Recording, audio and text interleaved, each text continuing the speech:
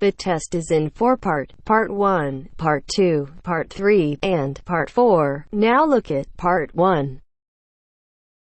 Part 1. First, you have some time to look at questions 1 to 6.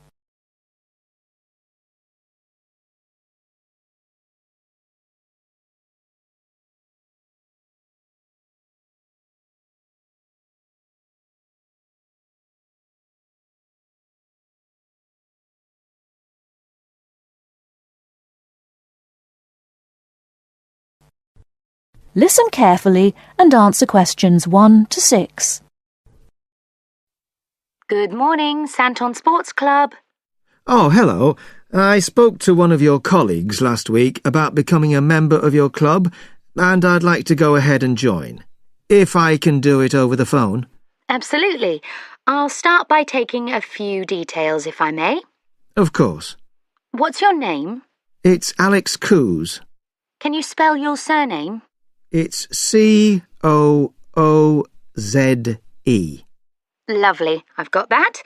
And are you a student or in employment? Employed. Thank you. And can I ask, what's your job? I'm a doctor. Right, thanks. Now, we don't need to get your full address at this stage, but could I just take your postcode? If I can remember it. I've only just moved. Oh, yes, it's GT1. Right. And then 2BN. Is that VN? No, BN. Sorry. Now, one last question in this section. Can I just ask how you heard about us? Was it from a friend? Actually, I read about the club in a newspaper. That's fine. Thank you very much.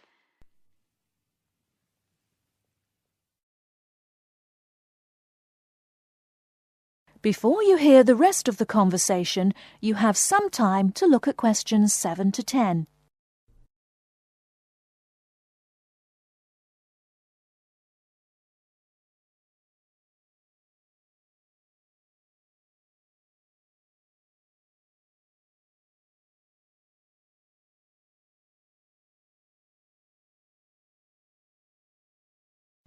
Now listen and answer questions 7 to 10. Now, we do offer different types of membership according to which facilities you want to use and when. Yes, I gathered that, but my schedule's a bit problematic. I mainly want to use the gym, and that'll be after about 7 p.m. when I finish work. Fine, right. And will you be interested in swimming? I understand you have both an indoor and an outdoor pool? That's right. I'm not a fan of swimming, actually, and certainly don't want to be there when it gets very packed in the evenings. I think I'd only want to use the outdoor one and during the day, when I can get a bit of sunbathing in. And when the children are at school, of course, so it's a bit quieter. A lot of our clients prefer that. I can imagine. And I might occasionally want to have a game of badminton. And I suppose I'd like to book courts on Saturdays and Sundays when I can organise a game with friends. Right. And would you be wanting to use our other club facilities, such as the sauna, steam room or tanning bed? They're open all day until 9 p.m. Well, I think I'd only want to use the steam room and probably after I've been doing heavy exercise. So, shall I put that down as evenings? Sorry, no, I'd probably only use it on Saturdays and the occasional Sunday, when I have more time to relax.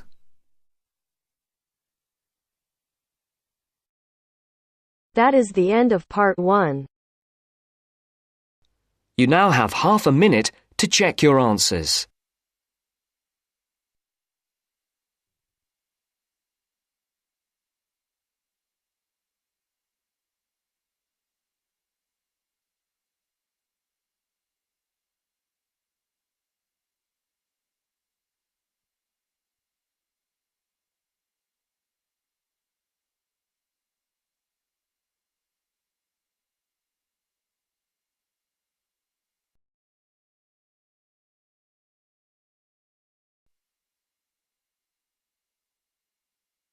Now turns to Part 2. Part 2. You will hear a discussion between two psychology students and their tutor. First, look at questions 11 to 14.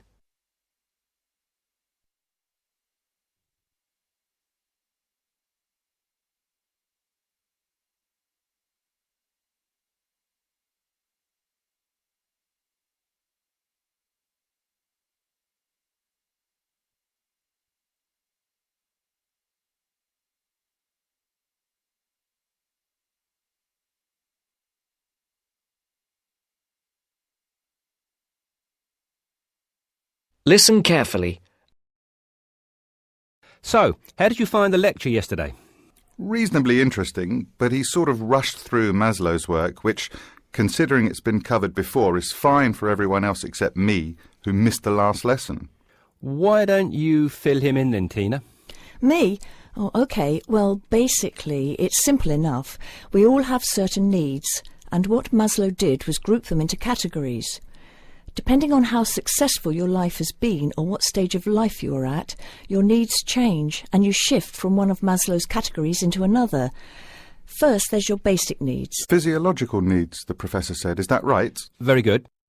These needs are pretty obvious. They're our most basic ones.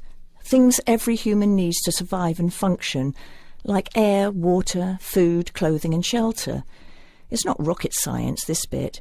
Maslow just points out that until we have satisfied those basic needs, our desires don't evolve into anything more complex and we don't seek any greater form of fulfillment. Isn't that a bit irrelevant today? Not really. Millions of people in the developing world are still fighting to fulfill these needs, fighting for their very lives every day. Good point. So anyway, Maslow represented what he called his hierarchy of needs on a pyramid, or in 2D, a triangle. With physiological being at the base, presumably. Yes, it's obvious, isn't it? What's at the other end of the spectrum, then? Well, to be at the pinnacle, you've got to have mastered the other levels of need. Then you are in the self-actualization zone. This is a place where you are very at one with yourself and looking to make the absolute most of your skills, talent and potential. You can only focus on maximising these, though, of course, if, as Maslow reminds us, you're fulfilled in every other sense. And what are these in-between levels, then? Well, after you've found food and water and shelter and so on, the next step is to fulfil your safety requirements. Safety does not just mean your physical safety, though. That's far too simplistic. It's also about your emotional safety, your job security and so on. And let me guess, after that it's the need for esteem. No, Maslow reasoned that after your physiological and safety needs are fulfilled, the next most urgent requirement is for friendship, intimacy, companionship and so on. You know, on an emotional level, building a family, having relationships, etc. Only then, after you have found a sense of belonging, does the need for esteem take precedence, he argues. Presumably that's the need to feel accepted and valued. Yes, but more on that later. Do you feel more comfortable now? Yes. Thank you both. Before the broadcast continues, look at questions 15 to 20.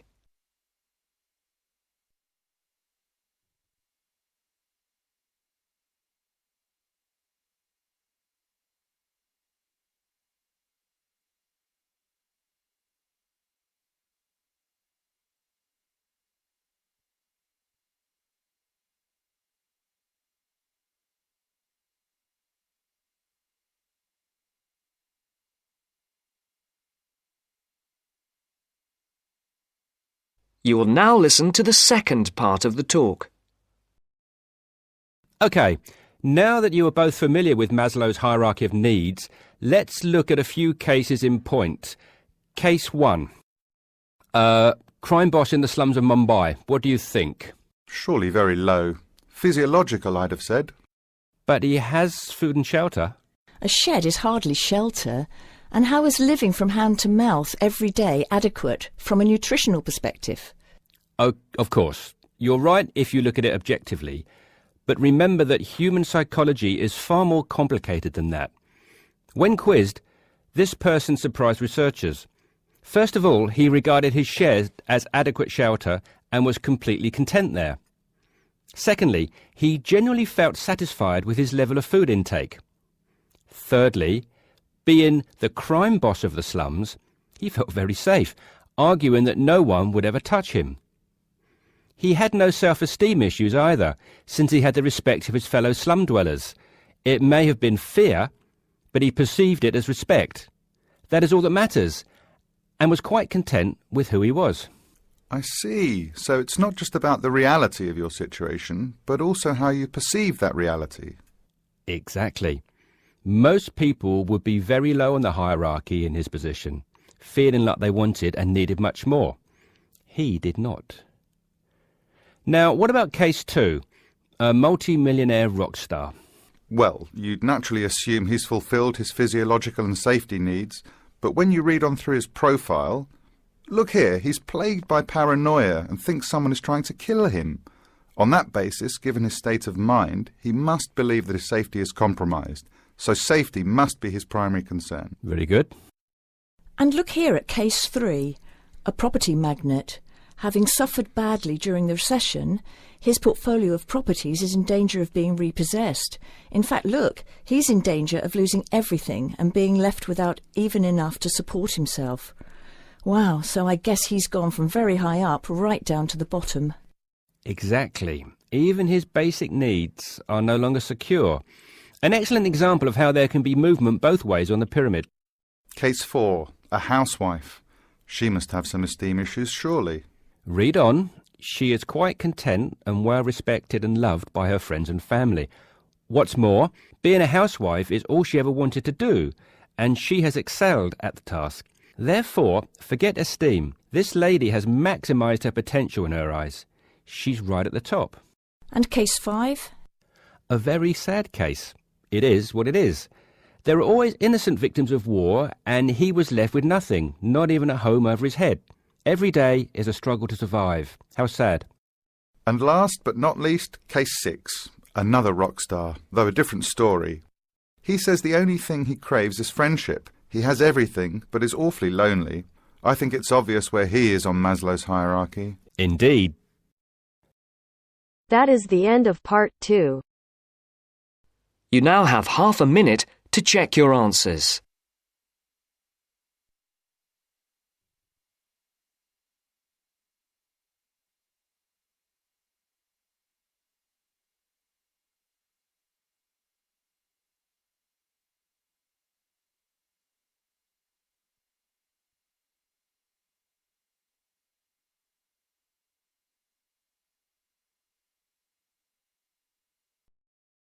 Now turns to part 3.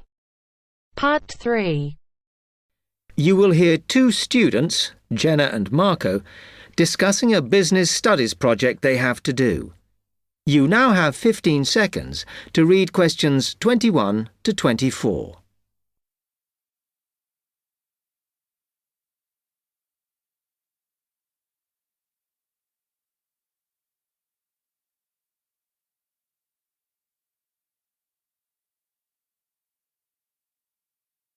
Come on, Marco. We've got to get on and sort out this project for Professor Buckley. Hang on. I want to make sure we've got all the information. Now, where are we? Well, today we need to sort out exactly what we're going to do and how we're going to divide the work up. Okay. How long have we got, by the way? The end of term is April 6th. And he said to hand it in on week 8, so that's March 25th at the latest, because the beginning of that week is the 21st, so not long. Right. Have you got the notes there? Yes. He wants us to do a fairly small-scale study, like the last one, on whether or not businesses were offering more benefits to staff. And we've now got to look at the rise in older workers. It should be fairly straightforward. Yeah, as long as we keep it small. Who's marking it? I don't know. Sometimes he gets the PhD students to mark it for him. Oh, actually, it just says here, a senior lecturer. I suppose it's too much for Professor Barclay to do them all. Yeah. Anyway, how are we going to go about this? Well, We have to decide how big we want it to be and who. Yeah, but I think we must sort out a timetable for the project. Otherwise, nothing will get done. Okay. Do you want to do that? All right. I'll do it as soon as we finish here. Before you hear the rest of the talk, you have some time to look at questions 25 to 30.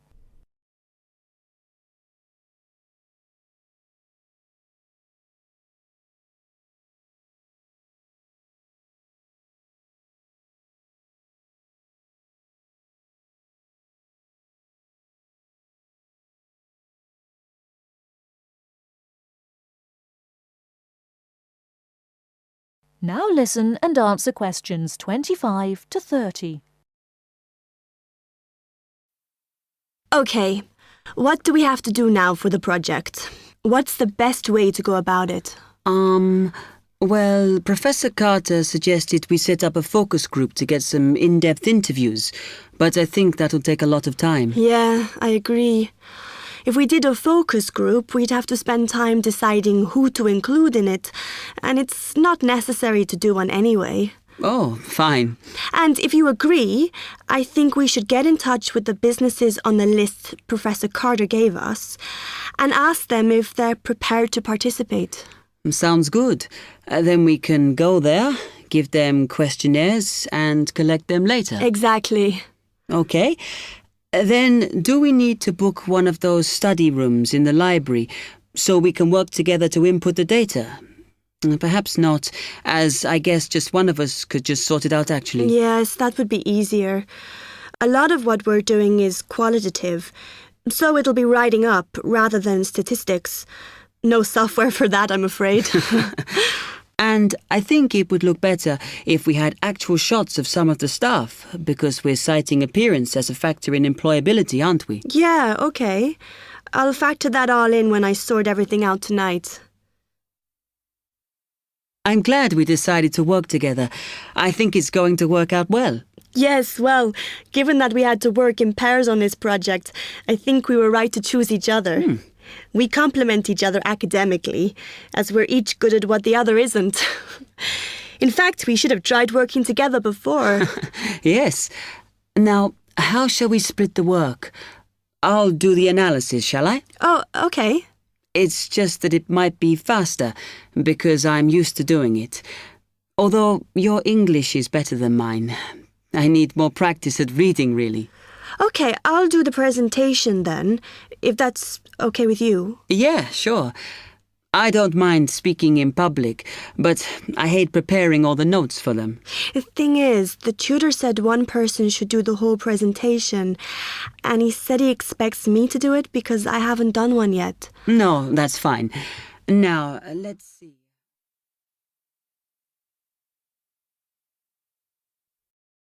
That is the end of part 3.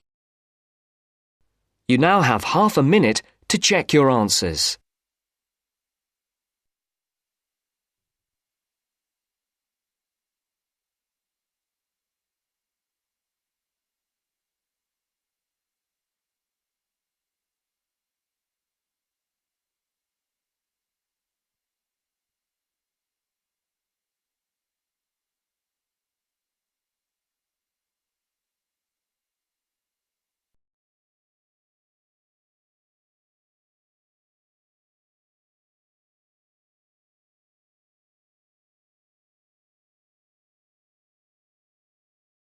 Now turns to part 4. Part 4. This morning, I'd like to look at the whole issue of contemporary art. What it is, how do we interpret it, what are its uses, and does art, in effect, have any advantages or disadvantages for society? First, you have some time to look at questions 31 to 40.